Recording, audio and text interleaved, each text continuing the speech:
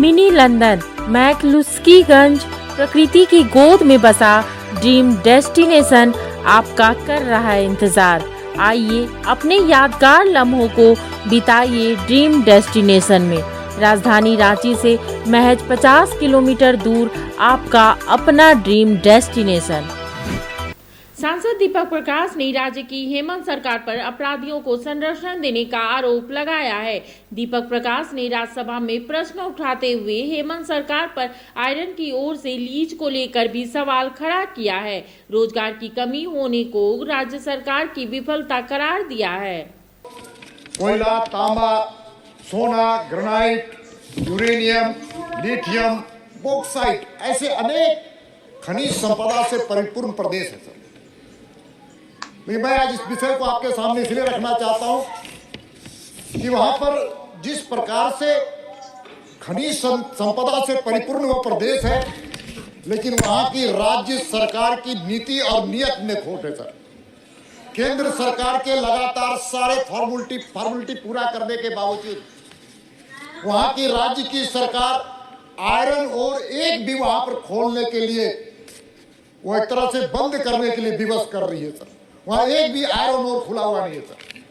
साथ ही साथ हम सबको जानते हैं कि कोयले की यहां पर ऑक्शन होने के बाद लोगों को लीज मिल रहा है, लेकिन जमीन का अधिग्रहण उस राज्य की सरकार के नियत में खोट होने के कारण नहीं मिल पा रहा, जिसके कारण उद्योग और उद्योग के माध्यम से रोजगार का जो सृजन होता है उसमें कुल मिलाकर के बाधा पड़ी हुई है और वहां से उद्योग और उद्योगपति लगातार पलायन कर रहे हैं दूसरे प्रदेश में।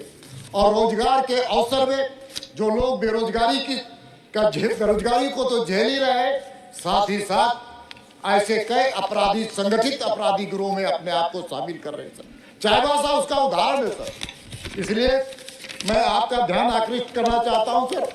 और मूल कारण क्या है महोदय कि वो माइनिंग लीज होने के बाद भी और आयरन का जो माइंस नहीं खुलता है, उसके पीछे संगठित अपराधियों का एक गिरोह है जो इलीगल माइनिंग करते हैं, जिसका सीधा संबंध और संरक्षण वहां की राज्य की सरकार से है। सबसे दुखद बात है दीपक जी, ध्यान रखें जो आप कमेंट कर सकते हैं हम इसी विषय सर। अब पलायन वहां के लोग पलायन कर रहे हैं सर। उसके पलायन के मूल कारणों को तो हम लोगों को समझना पड़ेगा। हम केरल की बात नहीं कर रहे हैं, हम केरल की बात नहीं कर रहे, केरल की बात नहीं कर रहे, हम भ्रष्टाचार की भी बात नहीं कर रहे, वहाँ के घोटाले की बात नहीं कर रहे, वहाँ के शराब घोटाले की भी बात नहीं कर रहे, वहाँ पर कोयले घोटाले की भी बात मैं नहीं कर रहा हूँ।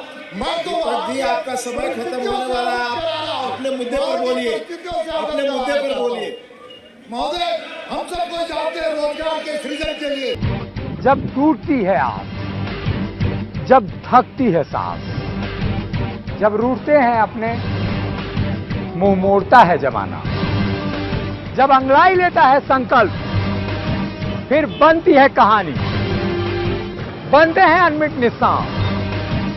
देखिए मेरे साथ संघर्ष की दास्तां।